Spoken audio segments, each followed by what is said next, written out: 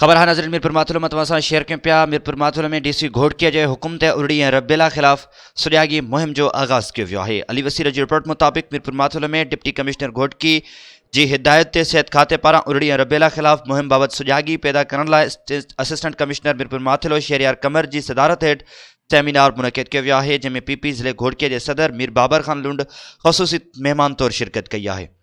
15 नवंबर का शुरू थींदड़ ارڙي ऐं रबेला ख़िलाफ़ मुहिम बाबति सॼाॻी पैदा करण लाइ सिहत खाते पारां डिप्टी कमिश्नर ऑफिस जे काउंसिल हॉल में एक सेमिनार मुनक़िद कियो वियो, जंहिंमें पीपीए जे ज़िलई सदर मीर बाबर खान लुंड ख़ुसूसी तौर शिरकत कई आहे। उन मौक़े ते मीर बाबर खान लुंड चयो आहे त ارڙي ऐं रबेला सां असांजे ॿारनि लाइ ख़तरनाक आहे, उन करे असांखे सभिनी खे मुतहद थी अहिड़े बीमारी ख़िलाफ़ जंग करणी पवंदी। उन सिलसिले में हू सिहत खाते सां मुकमल ताउन जारी रखंदो।